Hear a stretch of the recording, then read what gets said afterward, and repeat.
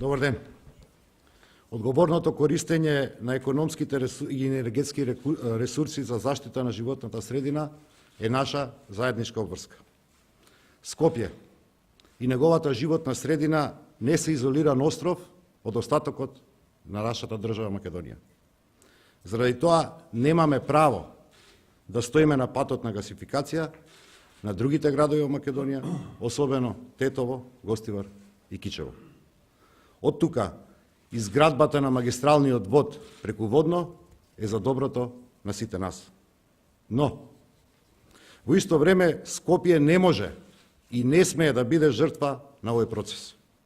Заради тоа, во фазата на разговори и преговори со владата на Република Македонија, јас, како градоначалник, обезбедив, заедно со владата, нашиот град да добие: прво, пошумување на водна со средства обезбедени од МЕР како директна законска компензација за уништеното зеленило во висина од 43 милиони денари.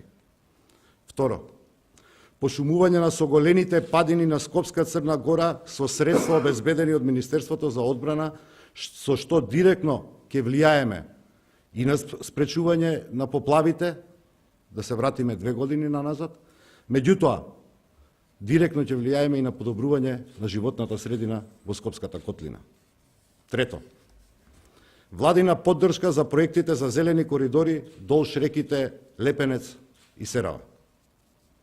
Четврто, 1 милион евра за градско зеленило обезбедени со пренамена на средствата од Министерство за животна средина и просторно планирање.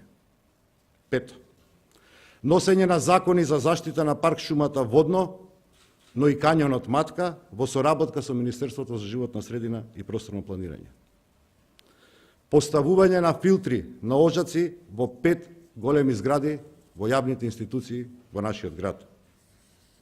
По оваа влада, но и јас и мојата администрација се разликуваме од нашите претходници. Ова е прв пат некој да чепка во Водно, а истовремено да биде обезбедена и целосна ревитализација на зеленилото. Водно досега никогаш не било ниту заштитувано, ниту ревитализирано. Сето ова нас не прави многу поразлични од другите. Во оваа прилика сакам јавно да им заблагодарам на сите загрижени граѓани, како и на активистите за заштита на Водно, за нивната соработка и со градот и со владата на Македонија. Заради таа соработка и нивните укажувања, успеавме да ја смениме должината на трасата на гасоводот за 4 километри, со цел да избегнеме сеча на шумата. Успеавме да ја намалиме трасата, ширината на трасата од 25 на 10 метри. И дополнително ќе го заштитиме Водно од веќе однапред утврдената траса и веќе однапред издадената градежна дозвола пред воопшто оваа влада и јас како градоначалник да стапиме на нашите функции.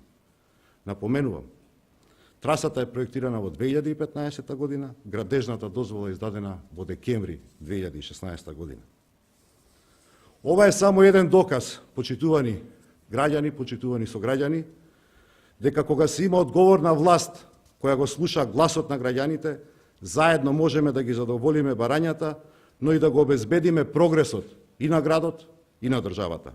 За жал, не успеавме да постигнеме компромис по сите барања, но затоа успеавме да го најдеме најоптималното решение. Заштитата на животната средина и понатаму останува еден од врвните приоритети на град Скопје. Јас ветувам дека уште во оваа есен граѓаните на Скопје ќе започнат да ги чувствуваат придобивките од гасификацијата, меѓутоа ветувам дека и граѓаните на останатиот дел од Македонија во најблиска иднина ќе може да ги почувствуваат бенефитите на гасификацијата. Ви благодарам.